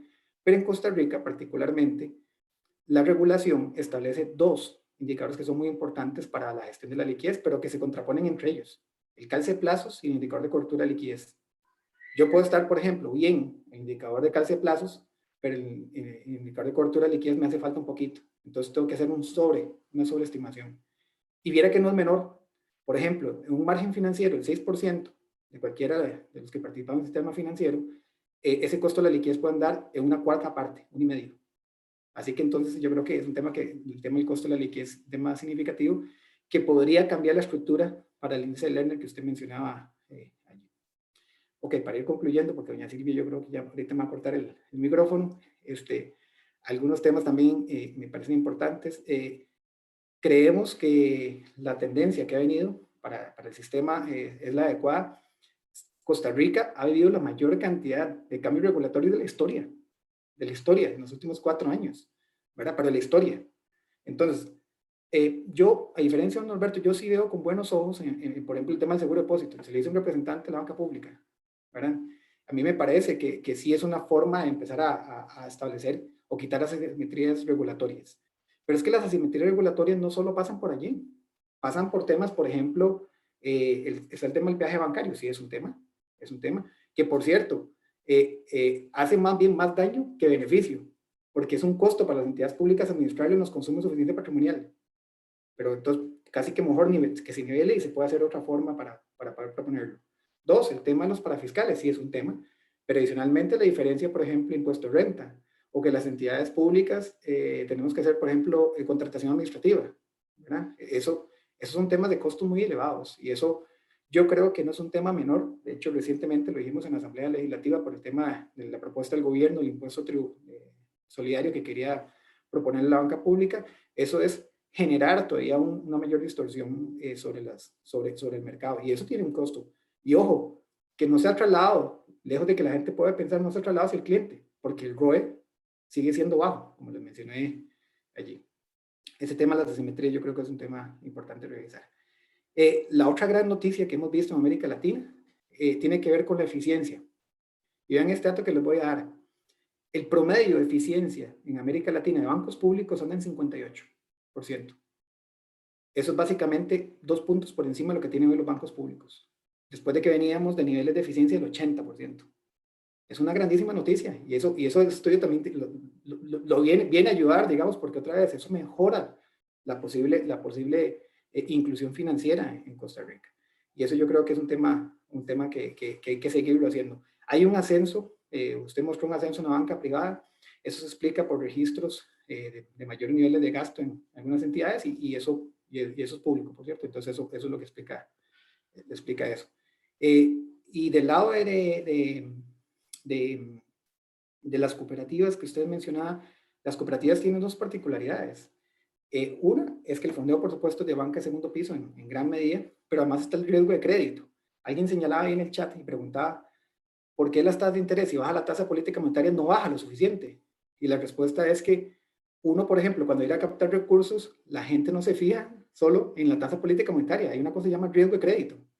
Entonces vuelven a ver hacia Costa Rica y dicen, pero Costa Rica tiene una posibilidad que no me pague, ¿verdad? Y puede ser que el problema fiscal no se resuelva. Por más que la tasa política monetaria sea 0, hay un riesgo de crédito. Esos son limitantes para poder reducir aún más las tasas de interés. Por eso nosotros hemos abogado como sistema financiero y por medio de los gremios de la importancia de solucionar el problema fiscal. Eso le da mayor sostenibilidad, y coincido con don Norberto allí, de que las tasas están a niveles bajos que posiblemente uno ni siquiera los puede explicar. ¿Cómo con un déficit de estos, con los problemas estructurales que tiene el país, tener esas tasas? Bueno, yo creo que no necesariamente se explica por la liquidez que hay en el mercado 1000. La liquidez está en el mercado 1000, que por cierto ha ido bajando bastante, desde niveles de casi 1 millón de millones a niveles ya casi que andan los 400.000 millones de colones, por un tema de demanda de crédito, ¿verdad? Y eso es un tema que es de considerar. Concluyo, ahora sí. Creo que el estudio nos muestra de forma muy positiva que vamos hacia el camino correcto. Yo creo, y aquí es un poco mi comentario un poco diferenciado que quería hacer, yo sí creo que la banca va a cambiar enormemente de aquí, desde previo a la pandemia, un año previo a la pandemia en adelante. Yo creo que si estos datos los vamos a ver dentro de 5 años, don Miguel, le puedo asegurar que el contexto va a ser diferentísimo. Y por 3 cosas. Número 1, la transformación digital no solo va a venir a mejorar la eficiencia de los procesos operativos, sino que a su vez la vinculación y la forma de hacer banca. Muy bien lo decía doña Silvia, me parece a mí, coincido también al inicio, cuando decía que las fintech van a ser los principales competidores. Seguramente yo lo veo como no un competidor, sino más bien como alguien que se va a pegar a las entidades, más bien a buscar ese apalancamiento del conocimiento. Va a ser todavía, yo creo que difícil que una fintech venga, por ejemplo, a poder competir, digamos, con los bancos por toda la estructura que podríamos tener. Pero eso nos va a generar a nosotros una ventaja para poder reducir costos. Número 2, el grado de especialización que va a haber en banca. Ahora, como va a haber tan poquita posibilidad de colocación de crédito, yo no estoy estimando ninguna posibilidad de crecer en 2 dígitos en créditos en el siguiente trienio. No vemos. Entonces, lo que vamos a tener que hacer entre las distintas actividades es probarnos clientes, buscar perfilamiento de cuáles son los mejores clientes, y eso va a ser una nueva forma de hacer banca.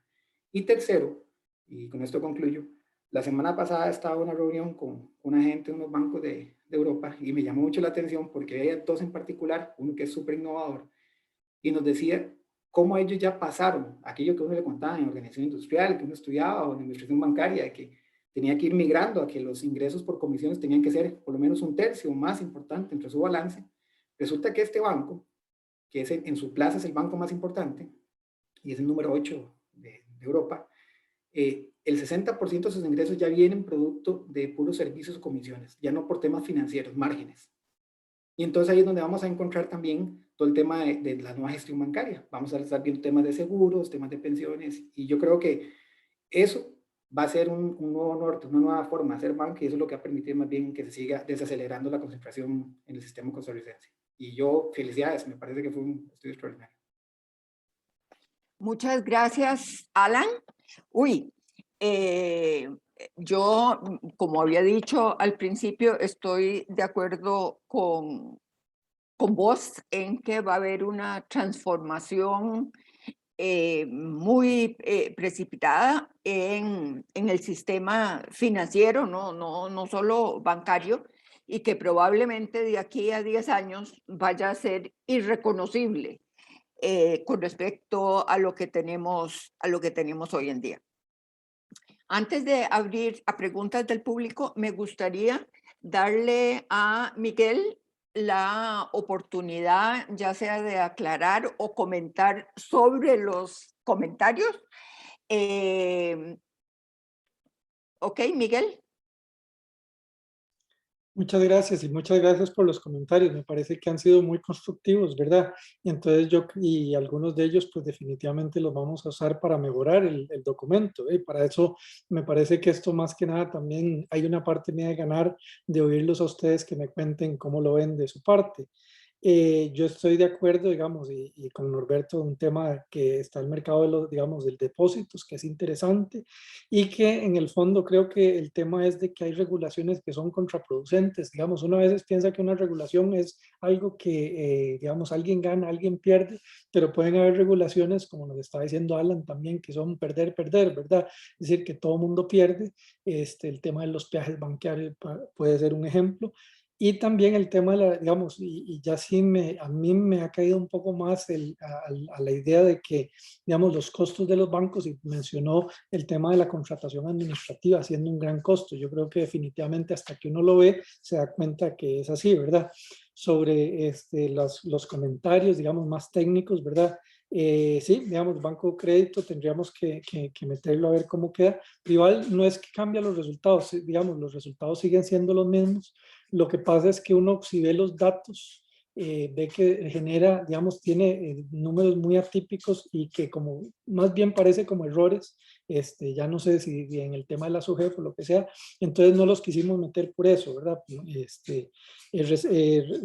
Acerca de la tasa de política monetaria, hicimos de todo, metimos rezagos, metemos todo lo que pudimos y no salió nada. De hecho, de las variables macroeconómicas, ni la tasa de política monetaria, ni la tasa básica pasiva, ni el tipo de cambio, ¿verdad? Resulta que el crecimiento en el IMAE era lo que era.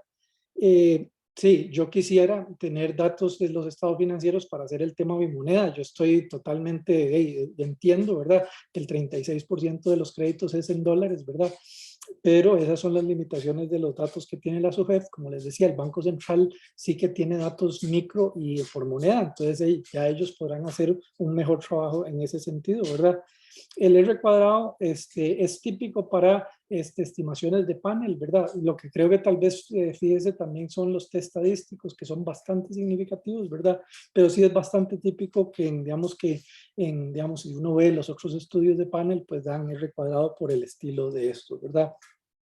Bueno, bueno, quisiera darles eso. Muchísimas gracias por todos los comentarios. Quizá nada más me cambio de sombrero, ¿verdad? Lo del Banco Central, que nada más que quería aclarar una cosa, que era lo de, digamos, este documento que salió hoy en los periódicos, ¿verdad? Creo que había un tema, digamos, la idea no es restringir capitales. Las operadoras de pensiones pueden sacar toda la plata que quieran hasta el límite regulatorio. Simple y sencillamente lo que se les está pidiendo es que lo hagan a través del MONEX, no a través de ventanilla. Y no es la intención, ¿verdad? Y eso sí se vio, ¿verdad? Si el fondo, lo que fuera, ¿verdad? Entonces, pero es un tema, y todas las otras cosas que dijo Norberto son muy interesantes, pero terminaríamos aquí a las 5 de la tarde, ¿verdad? Si las discutiéramos. Muchas gracias, Norberto. ¿Querés Sí, agregar algo? Un sí, par de minuticos nomás. sí, un minuto, claro.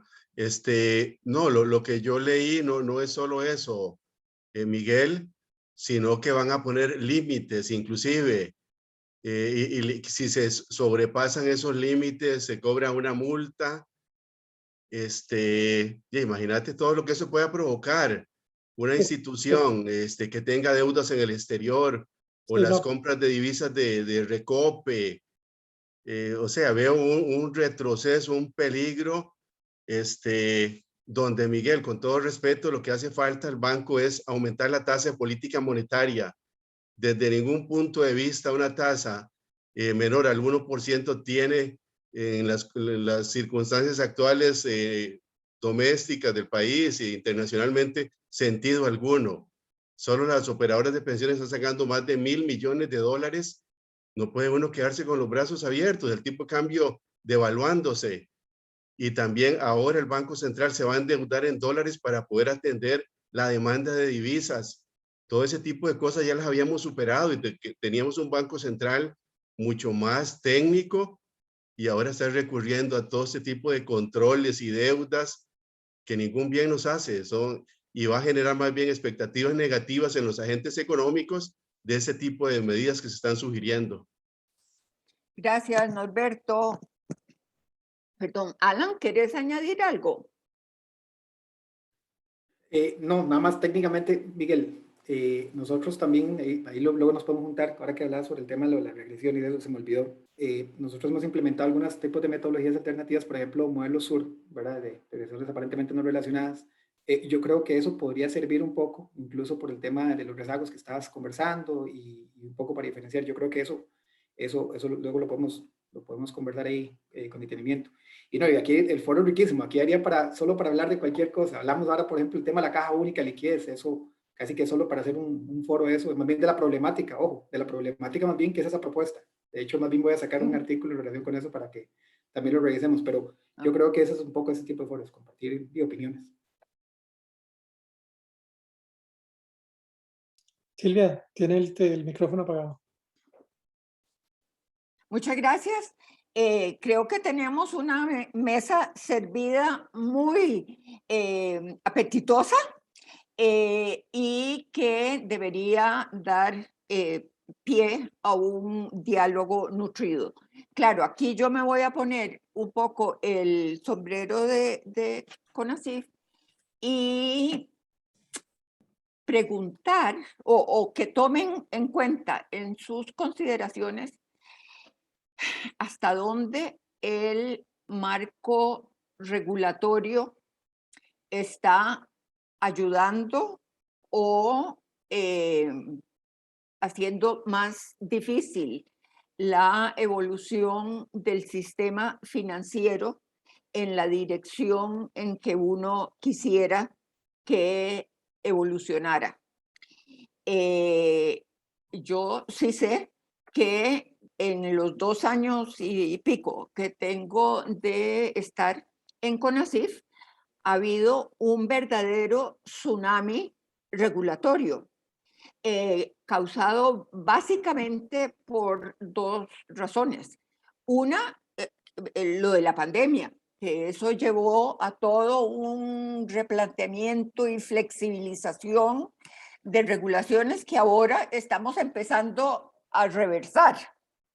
Pero el segundo componente de ese tsunami en realidad eran cambios, esperamos mejoras regulatorias importantes ligadas al acceso de Costa Rica al OECD, que requería una serie de acciones importantes para irnos acercando a los estándares esperados de países miembros del OECD. Entonces, no sé si, en primer lugar, a Miguel y los panelistas, específicamente eso, si la regulación, tal como ha ido evolucionando, ayuda o no ayuda al desarrollo que quisiéramos en los mercados financieros. Y tal vez una segunda cosa es hacia futuro. Si ustedes ven como a mí me parece que se va a ir desdibujando las barreras entre diferentes partes del sistema financiero y que se va a ir haciendo un arroz con mango de seguros y intermediarios, unos bancarios, unos no bancarios, todo este tipo de cosas se va a ir desdibujando y que eso va a tener implicaciones importantes, digamos, para la gobernanza de la regulación financiera en su totalidad. No sé si les doy un minutico a cada uno para que reaccionen a eso y después lo abrimos. Miguel. Sí, entonces yo voy a comentar dos regulaciones que me parece que son complicadas y de nuevo yo tengo mis dudas como tiene Alan de esa caja única de que me depositen todas las instituciones del Estado al Banco Central. Entre otras, me parece que hay un tema que se va a ver una desintermediación, ¿verdad? Entonces eso es problemático, ¿verdad? Y la otra cuestión, digamos que en el fondo que creo que es un problema también es todas estas instituciones que anden buscando esa plata que tienen de extra, ¿verdad? Y que básicamente sí hagan competir a los bancos públicos y estén pagando tasas súper altas ahí. Entonces eso, digo, me parece que hay un problema, no sé si esa es la solución de lo de la caja única. Ese es un tema. El otro tema, y esto también es puramente personal, ¿verdad? A veces yo veo el tema de las cargas parafiscales, todo, digo, y yo entiendo, ¿verdad? Que es de que los bancos del Estado pues ayuden al Estado y todo, pero como en Costa Rica todos nos gusta hacerlo súper barroco, ¿verdad? Este es un ejemplo de algo barroco, ¿verdad? Y que por qué no sería más fácil que dijeran, no, usted va a pagar tanto de dividendos, ¿verdad? De sobre sus ganancias y eso se lo paga la caja única del Estado y el Estado va a ver qué hace, ¿verdad? Pero claro, lo hacemos de una manera tan enredada que da para cosas que me parece que son malas. Y eso en general a Costa Rica es que muchas de las regulaciones que yo de nuevo pienso que están bien pensadas, o bueno, con buenas intenciones, mejor dicho, no están bien pensadas, ¿verdad? Es decir, que podría hacerse más sencillas. ¿Me permite, doña Silvia? Le permite? doy a la manita en vez de a la parte aquí. ¿Me permite nada más un Ajá, minutito? sí, Alan. Justo en esa misma línea, vamos a ver, yo quiero comentar lo siguiente, y como encargado de la parte de riesgo, digamos que tengo y toda la vida estar viendo con los reguladores. Vea, las normas que ha implementado la superintendencia en los últimos años es el camino correcto. O sea, eso no hay, como decimos en Cartago, no hay tutía. O sea, eso es. ¿Okay? El tema es un poco cuál es la gradualidad y el cómo. ¿Ok? Recientemente nos acaban de pasar varios ajustes que vienen en términos de nuevos cargos de capital, nuevas estimaciones de crédito, de vengo de intereses y tal cual. Coincidimos en que es el norte del tema es el cómo. Y allí, yo creo, doña Silvia, por parte de CONACYT, nosotros tenemos una relación muy buena por medio de las cámaras, de la Cámara de Bancos y la Asociación Bancaria con los gremios, con el regulador, y siempre compartimos esas propuestas, porque otra vez, sí coincidimos en que lo que se ha hecho es el norte, y además tenemos que estar muy agradecidos, porque gran parte de que este país y los clientes no sufrieran la pandemia materializada fuerte como se pudo haber dado, fue en virtud de que la misma superintendencia se movió súper rápido, hizo todos los ajustes correspondientes, y recientemente más bien hicieron algunas extensiones también. Entonces, yo creo que en relación con el camino es el norte, pero creo que hay que modificar el tema de los cómo un poquito y el tema, digamos, de la gradualidad. Y nada más dos temitas, que no son temas regulatorios, pero son temas políticos. Nosotros tenemos, por ejemplo, también un comité de riesgo político, donde analizamos impactos justamente para beneficio literalmente de los clientes. Como ustedes vieron, es tan competitivo el tema de las rentabilidades y los márgenes que tenemos que ver cómo entre todo el sistema financiero buscamos esa eficiencia. Entonces resulta que, por ejemplo, en este instante, en la Asamblea Legislativa, en este instante hay más de 20 proyectos que tienen afectaciones del sector financiero, con cosas como nuevas moratorias, condonaciones de deuda, por ejemplo, esto, la caja única, imagínense ustedes que si pasara, bueno, ya los desconvocó el gobierno, pero el impuesto solidario, para que ustedes tengan una idea, la afectación para fiscales, impuesto de renta, amnistía tributaria y impuesto solidario, el 87% de las utilidades de los bancos públicos se van al gobierno. Entonces, nosotros hemos hecho propuestas, hay propuestas, por ejemplo, le hemos hecho una propuesta para mejorar las finanzas públicas, un dividendo único. Copiamos un poco lo que se hace en Chile, un poco, digamos, lo que se hace en Australia. cosas como esas. Bueno, hay propuestas para esto. Pero entonces yo creo que gran parte, como todos nosotros los banqueros nos cuesta mucho comunicar, tenemos que mejorar la comunicación con las partes interesadas. Y allí estamos haciendo mucha coherencia, por ejemplo, con los reguladores, con el Banco Central, cuando tenemos propuestas, las compartimos. Yo sí les tengo que decir que de los últimos años, el último trienio fácilmente es el año donde hemos podido tener más acercamientos y creemos que va. Entonces, literalmente yo creo que va por el camino correcto. El problema es la parte política en el que estamos ahora mismo. Y eso yo creo que es un riesgo tal vez el más importante que tenemos que cuidar en los siguientes meses. Yo aprovecho para decirles lo que me parece que es una noticia, espero que sea muy buena. Y le estoy robando cámara a Alberto. Pero estamos ya en pasos importantes, cercanos, de tener un centro de innovación financiera para justamente poder analizar mejor y alimentar mejor las decisiones que se tomen dentro de la regulación y mejorar lo que decía Alan, el cómo y las gradualidades para que nos lleven a buen puerto. Yo creo que esto va a marcar un paso importante adelante para enfrentar los nuevos retos que, como vemos, van a ser muchos. No sé, Ricardo, si tenemos poquitísimos, tal vez 5 minuticos, en que nos podemos explayar un poquito más para tomar algunas de las preguntas. Escogete vos las más interesantes y se las pasas directamente a nuestros genios aquí. Gracias. Bueno, gracias, Silvia. Yo creo que sí, hay en realidad muchos comentarios y muchas preguntas y no nos daría tiempo, ¿verdad?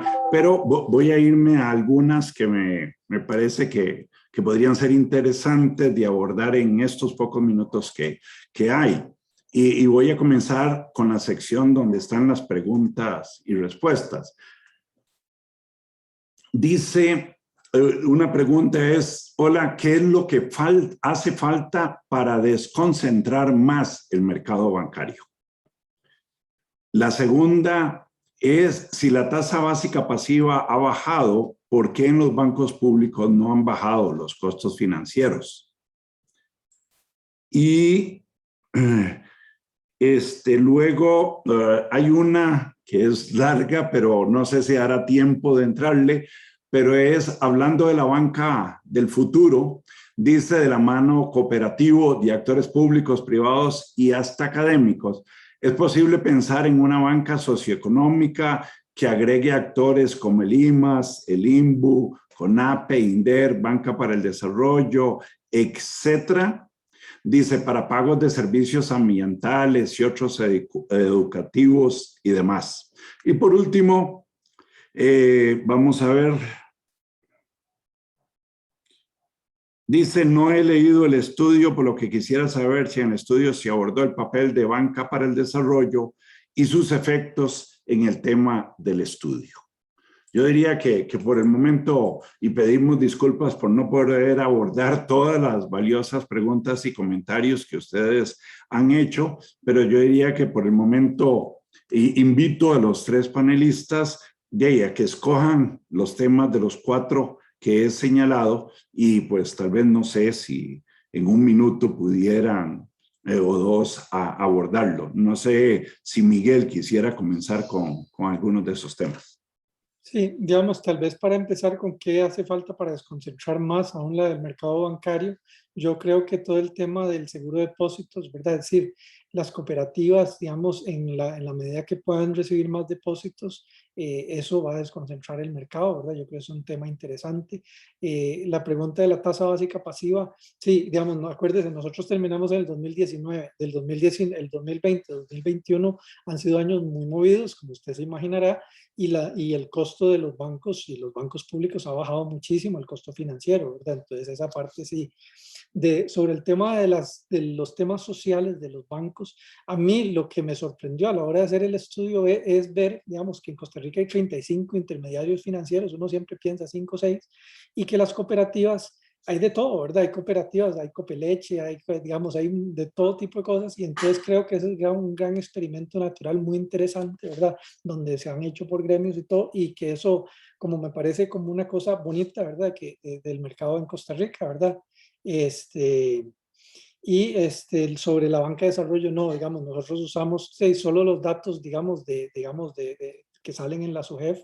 Ese es obviamente un tema muy interesante, qué pasa, cómo funciona la banca del desarrollo, pero nos quedaría un documento de 200 páginas, ¿verdad? No podemos abarcar todo, desgraciadamente.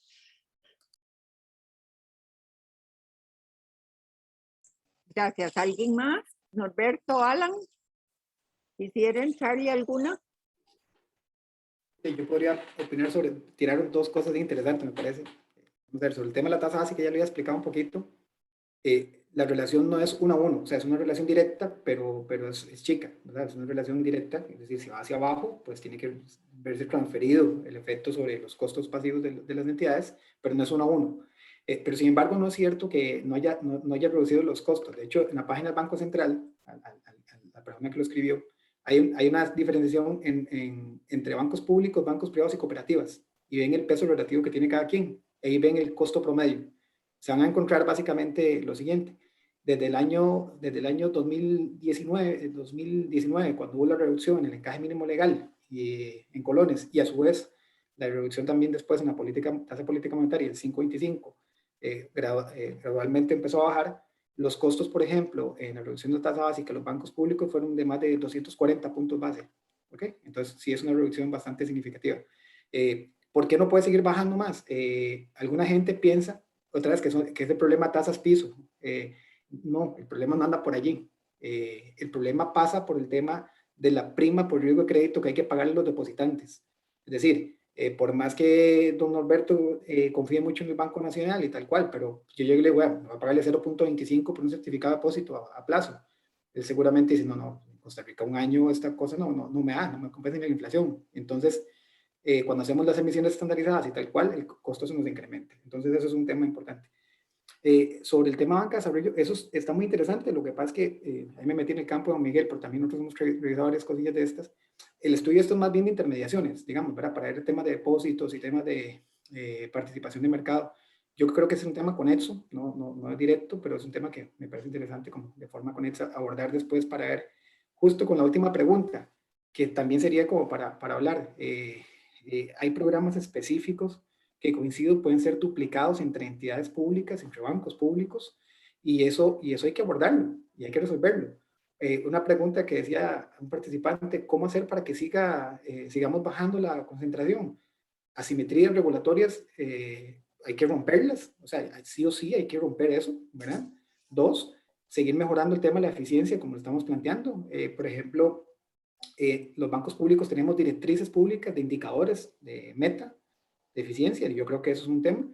Y tercero, también volviendo al tema, lo que decía la banca digital y el perfilamiento de los nuevos clientes. Yo creo que esos tres, si nos volviéramos a montar en 5 años, Dios quiera, todos, creo que eso va a cambiar realmente estos resultados. Yo únicamente agregar que hoy se aumentó la tasa de básica pasiva, aumentó después de todo un periodo que venía aumentando, disminuyendo. Ya ves, te pusieron atención, Norberto. Cuando el Banco Central no actúa, generalmente lo que sucede, el mercado reacciona y es probable, digamos, que una cosa, aunque el Banco Central no quiera reaccionar, los agentes económicos intermediarios, al cambiar las condiciones, se va a ir reflejando poco a poco. pero el Banco Central me parece a mí que debería dar esa señal lo antes posible. Gracias. Norbert. Miguel. Sí, no, nada más quería decir una cosa que se me olvidó y que yo creo que lo han estado mencionando en el chat, de cosas que pueden ayudar también a la competencia, es el tema efectivamente de las tasas piso. Eso es un tema para la transmisión de política monetaria que también ayuda, pero especialmente las comisiones por pronto pago, ¿verdad? De los créditos. Eso en organización industrial se le llama un costo de cambio, ¿verdad? Es decir, que si yo quiero pasar de un banco a otro, ¿verdad? Es un costo de cambio. Y eso pues digamos, se ha visto empíricamente y teóricamente, ¿verdad? Que sí disminuye un poco la competencia. Ese es uno de los temas que, por ejemplo, en el caso de telecomunicaciones, que hablábamos al principio, que ha sido exitoso, el tema de la portabilidad numérica. Se peleó mucho desde el principio, justamente para poder combatir esta inercia que si no se daría en el mercado a pesar de que haya nuevos oferentes. Bueno, muchachos, yo creo que ha sido una discusión muy rica, que todos tenemos algo nuevo que llevar para la casa y felicitamos de nuevo a la academia por darnos esta oportunidad, pero a Miguel y sus coautores por presentarnos este estudio tan rico. Bueno, muchas gracias a todos. Muchas gracias. Y hasta luego. Muchas gracias por venir. Hasta luego. Gracias. Hasta luego. Hasta luego.